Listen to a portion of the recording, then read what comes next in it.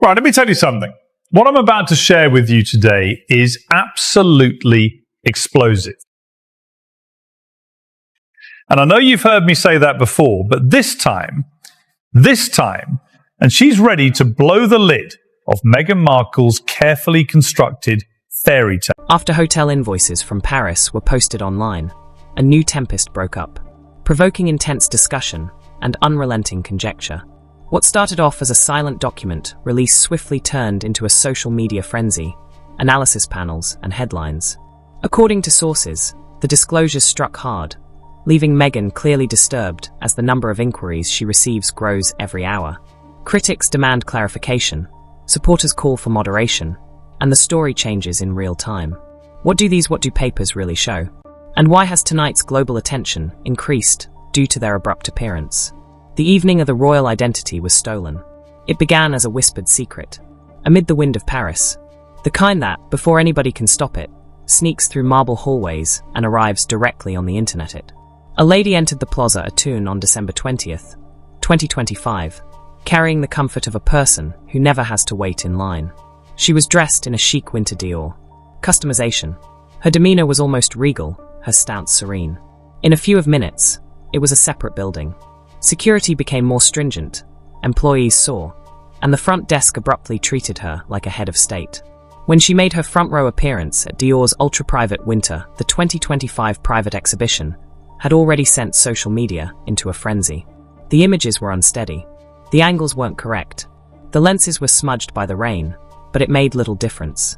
Twitter and TikTok announced the same thing in a same breath. Paris was where Princess Catherine was. She wasn't, however. The actual Princess of Wales was calmly carrying out her usual duties, while the world was fixated on the mystery figure. Appearing away from the glitz and where it counts. England's Birmingham, a festive occasion. Underprivileged families, official press photos, verified local information, including a security record that subsequently provided unquestionable confirmation of her whereabouts. The contrast was nearly brutal. In terms of friendliness and community, one Catherine and another Catherine in secret and couture. The narrative then became more sinister. Behind the moments, detectives found something that chilled the castle. The Princess of Wales is directly linked to a restricted Class B royal access code, had been used to pass through checks with authority and get a luxurious room.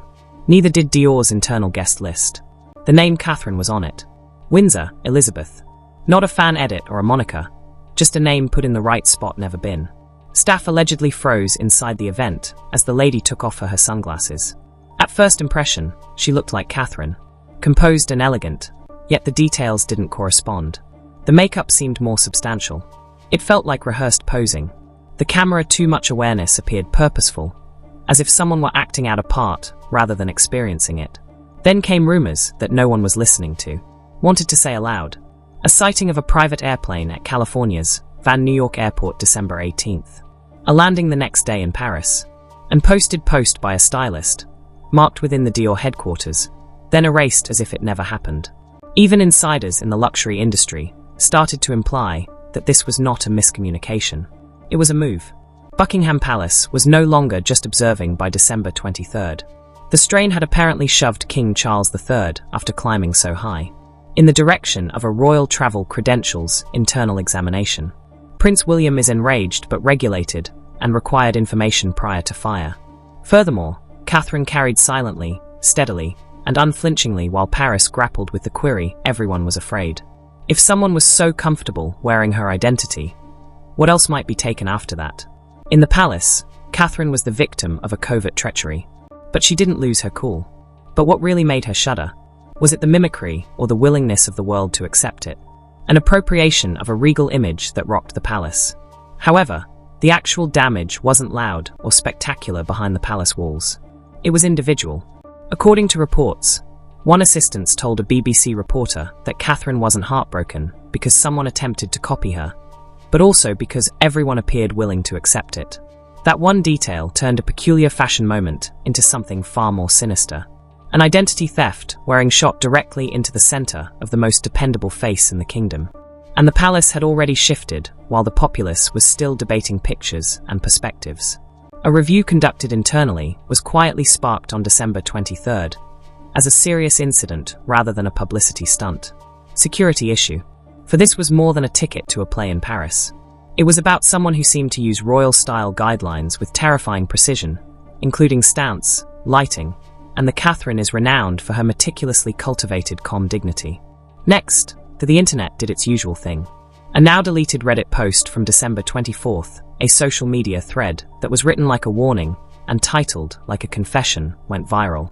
The unidentified poster claimed to have practiced Dior entrances, described opulent suite fittings, and were involved in the Paris project. Timed media signals, and a task that sounded more like stage art than public relations.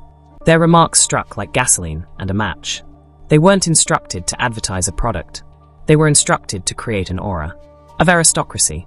Screenshots from royal gossip forums on TikTok, X, and Hours. Online, the tone changed from inquisitive to indignant. Individuals weren't inquiring as to whether it was still planned. They wanted to know who assisted. By December, according to reports, the fashion industry shut down on the 25th. Dior's legal team sent a confidential notification purported to prohibit Meghan from attending upcoming events, performances, and fittings. The move sent shockwaves through luxury circles where silence is control and power are crucial. According to reports, Dior executives on Boxing Day convened a private Zoom conference to manage the repercussions, with sources saying LVMH Dior's exclusive image had been incorporated into what was now being referred to as a royal identity, which infuriated the company's executives. Scandal. Then came the detail that made the palace really uneasy. A code of access, the origin of RPA 119CW, was a suspended royal associate, someone who used to work close to the Royal Digital Network in the last year of Harry and Meghan's marriage. Abruptly, rumors of sabotage were not rumors. They were a threat. Additionally, in the midst of King Charles is said to have received a sealed crimson envelope that was sent by Princess, and with a special letter from Queen Elizabeth II warning about outsiders written years earlier, assuming a counterfeit royal identity for selfish purposes, as well as an order that calls for permanent exclusion from royal privileges. According to reports, Kensington Palace was working on a crisis plan by December 27th. Catherine, who seemed composed in public, was devastated in private when William demanded a thorough check of security credentials, by what the world almost accepted. For days, Meghan Markle remained mute and disappeared from the public eye, leaving her admirers with reviewers alike pondering, how could this stop change the course of events? But what really transpired behind the scenes? Drama? A heartache encased in silence, sapphire, and the royal counterstrike quiet. The world awaited Meghan Markle's response, but she never did. No refutation, no declaration, no legal retaliation. Her Archwell platforms also went awry. Silent, disappearing from visibility between December 21st and December 29th. However, in the closely guarded PR circles of Hollywood, the quiet simply served to amplify the murmurs. An insider made a connection. Disclosed that Meghan had allegedly been in advanced talks for a royalty deal with a major streaming platform, a premium brands-themed beauty promotion. The Paris incident followed, and the transaction was suddenly halted. According to reports, executives highlighted moral dilemmas, and the insider came to a harsh conclusion. She thought she was capable of outwitting the monarchy, but was ultimately excluded from both realms. Her camp remained sealed. Buckingham Palace descended with icy accuracy. On December 29th, a closed Dora princess and presided over an emergency meeting that was conducted at Clarence House. Around the two of King Charles's most trusted assistants and top legal experts from the Lord Chamberlain's office sat at the table. Officially, the conversation centered on unapproved royal mimicry and the dangers it presented. Public trust, royal hierarchy, and foreign diplomacy. Those acquainted with the meeting said that there was no emotional mood. It was in control. The monarchy wasn't no longer furious. It was prepared. According to reports, Princess and pressed for an answer. That would avoid controversy or bad press. This was not retaliation. This was a repair. Furthermore, neither a trial nor a headline would be the most effective weapon. It would be gifts. In Adelaide the same afternoon, Prince William and Princess Catherine had a private meeting with their communications staff at their cottage in Windsor. The plan was easy. Catherine remained silent. Her quiet would be more audible than any disagreement. All appearances would be deliberate. Each and every feature would convey meaning. The Wales family then gave their response without saying a word on December 30th. They showed up unexpectedly. Prince George and Princess Charlotte were on the side of St. Mary Magdalene Church near Sandringham. Stunned, the audience watched.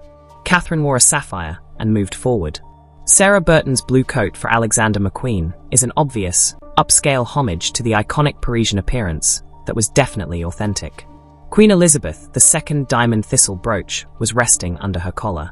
Saved for times when you feel strong. It wasn't ornamentation. It was a proclamation. Catherine did not respond. She was taking back control. With understated grace, Catherine made headlines. However, what drove this immaculate public persona was the poised woman shaped by her background, early influences, or unspoken teachings in grace. The world now looks up to the royal. Meghan's act, Catherine's quiet, and the secret countermove of the palace.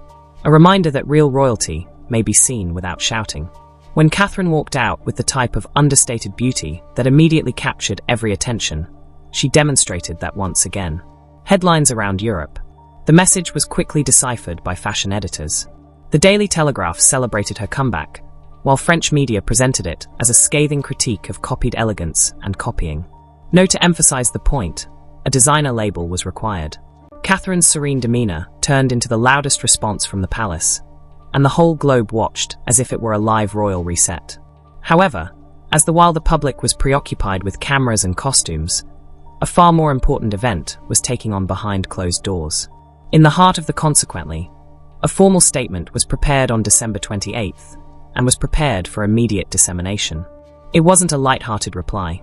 It detailed the Dior-style mimicry and bore the entire power of the throne, considered a major ethical transgression and a step too far for both living and previous royals. It was an obvious message.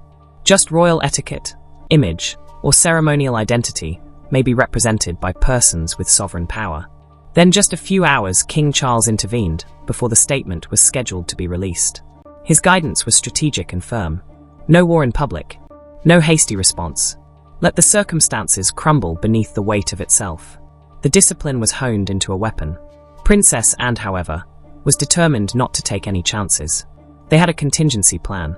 If Meghan denied any participation or attempted to assign blame, the statement, backed by official archive receipts, would be republished in a day, and documents demonstrating that warnings had been sent as early as May 2023. Everything was sealed in a single instant outside St. Mary Magdalene Church. As the Wales family walked toward their car, Prince George leaned in and whispered something to his mother. Later on, observers verified the statements, and they went viral on the internet. "You resembled her mother exactly, but she seemed to be you." That one phrase generated so much support that no PR campaign could compete with. Early in January, the palace's reaction turned into much more purposeful, silent, and frigid. Duchess Sophie took action to take away Meghan's name from a significant charity event in the Commonwealth scheduled for March. Edward, Prince, rejected a request for a meeting connected to Netflix and Princess and initiated a thorough audit. Various design elements, insignias, and regal symbols from Meghan's professional years, as an operation to prevent the sale, repackaging, or reuse of royal heritage. No drama, no yelling, simply authority that is total, disciplined, and quiet. Princess Anne reached Buckingham. Tension and interest were aroused by palace's carrying of a file that seemed heavy than paper. But what were the secrets? Contain? And how might they breach the royal household's walls? Palace contrasts with Meghan's regal Parisian appearance in the slender, frigid January 4th light, 2026. As Sandringham's Christmas decorations were silently going away, the sound of a sleek automobile rolling into Buckingham Palace is often a sign of disaster. Princess Anne was seated inside, holding a tiny red leather file so firmly that it seemed to be heavier than paper. Employees spotted it right away. It hadn't been seen since 2021, thus its reappearance seemed like a door that the palace had tried to unlock, difficult to stay closed. It was not a gossip file. Power was the issue. Marked internally added Addendum 7C to the archive. It included confidential information that the public was never intended to see. Personal communication, clothing limitations, and branding guidelines it had previously been shared between the Sussex household and Queen Elizabeth II. What had been regarded as an antiquated artifact had abruptly evolved into a documented weapon. The spark had originated in Paris a few days before. The presence of Meghan Markle there, wearing what insiders described as an almost royal appearance, sent shockwaves across tabloids, followed immediately by corporate fear. Dior's legal division, using a secure channel, apparently made frantic calls to Buckingham Palace. Their fear was easy. Had Meghan been given permission, or had she just brought their company into a royal conflict? The palace, the reaction was swift, icy, and clear. No consent, no approval, no uncertainty. The statement not only denied any connection, but it also contained a menacing tone, as though the monarchy was getting ready to go from mild annoyance to formal opposition. Princess and reputedly saw Meghan's style as something far more than fashion, and was renowned for her steel discipline. In her eyes, a deliberate effort to use silhouette to obfuscate royal memory, instead of using elegance, color and symbolism, are used to provide the impression of belonging. Plan. The red file was crucial in this situation. According to reports, inside were a total of 5 private memos from March 2020 to June 2021 establishing stringent restrictions on the replication of royal identity abroad. One the most notable was a letter that Queen Elizabeth II personally sent in May 2020, in which she was tough yet kind, demanding that distinctive royal flair, ceremonial colors, and characteristic accessories not be replicated in private initiatives. Another was a legal document issued in July 2020 cautioning that copying unique hats, sashes, brooches, or regal accessories connected to important occasions potentially transgress procedural and ethical boundaries. When Meghan finally showed up in New York in 2021, donning an attire reminiscent of the Queen's Balmoral era, it was said that the tone had shifted. The cautions became harsher, more official, and more final. The palace was no longer muttering behind closed doors, now that the file was moving again. It was getting ready to talk about history. The palace took decisive but discreet action. Princess Anne's comments reverberated like iron. But how could it happen? Did the royal circle's long-standing conflicts and invisible pressures finally reach a breaking point? The line is drawn by the crown. When the palace eventually shifted, it didn't include yelling, controversy, or a bloody altercation in public. It included one phrase, icy, piercing, and unavoidable. On January 5th, inside a closed princess and allegedly stared at the Ethics Committee of the Privy Council during a door-to-door meeting. Officials present and spoke in a way that struck a chord. It wouldn't be a costume, and the crown wasn't transformed into goods. The comment was widely circulated by morning, appearing in London headlines as if the monarchy had chose to stop whispering. However, the phrase lacked actual power. It was in the events that followed. A priority mail was sent on the same day at 18 GMT. The Sussex legal team in California is the recipient of the final protocol enforcement. The message was uncompromising. Remove any images or style that may be mistaken for royal representation and adopt a more business approach. Film that muddled the boundaries, the palace, or a 72-hour confirmation of receipt would make the issue clear in public. It wasn't a warning in royal parlance. In the sand, there was a line. In Montito, across the ocean, the atmosphere allegedly moved quickly.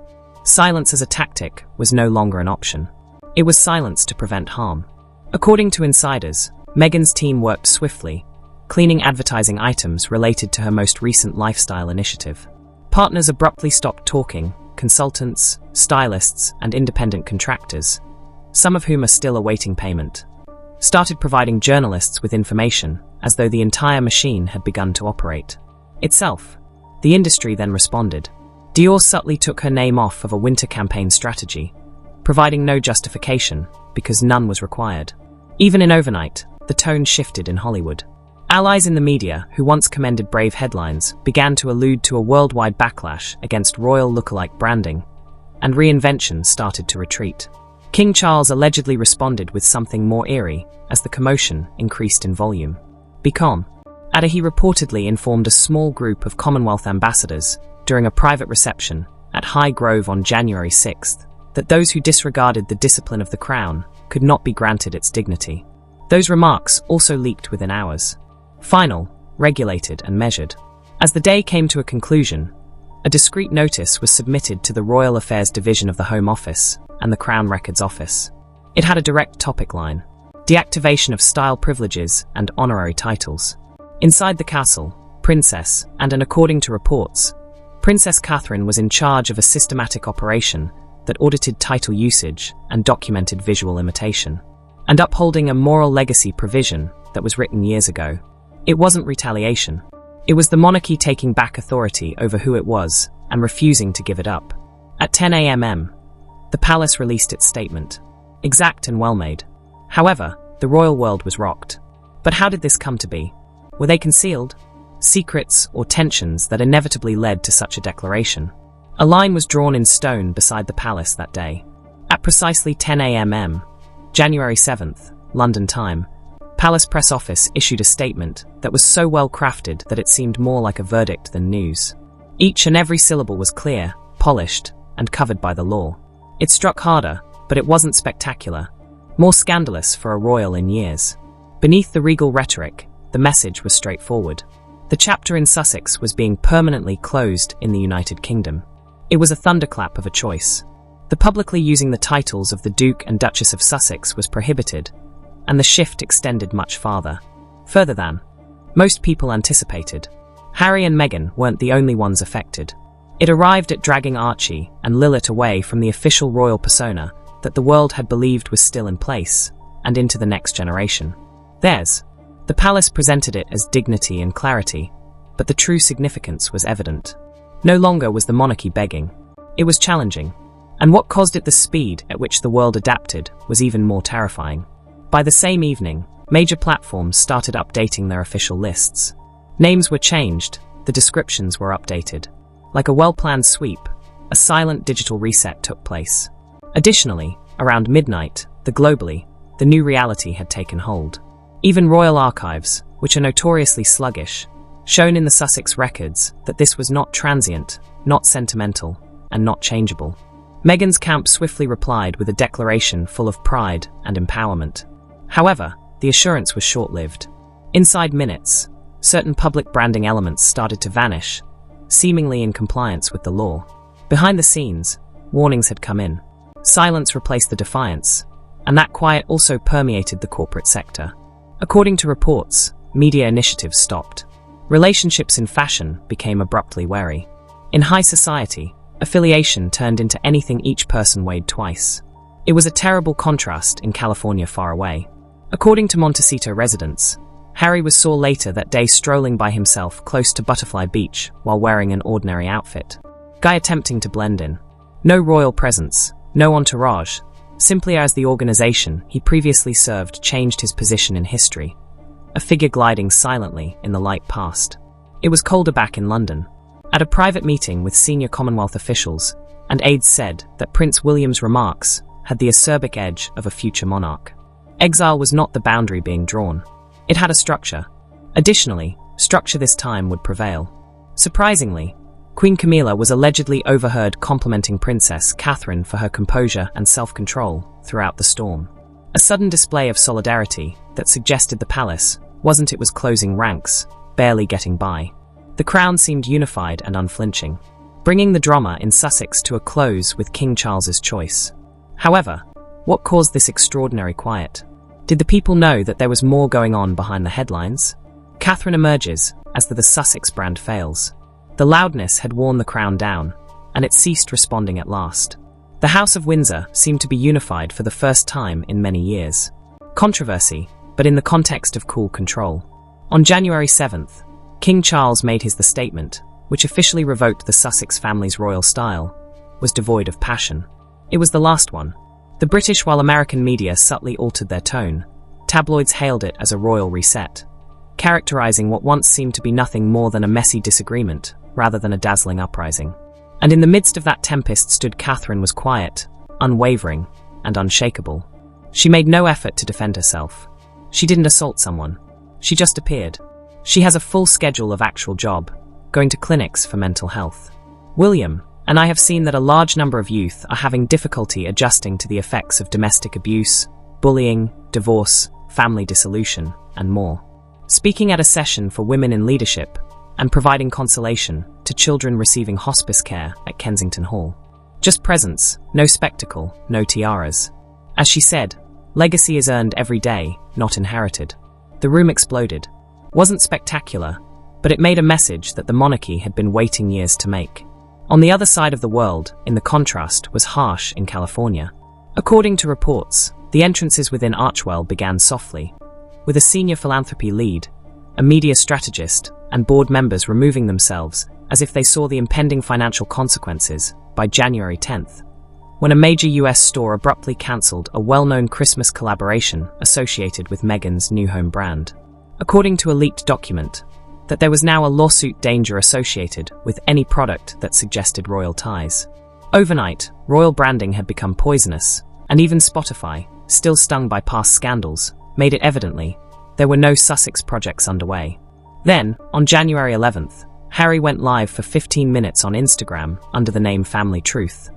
Adamantly, character is not defined by titles.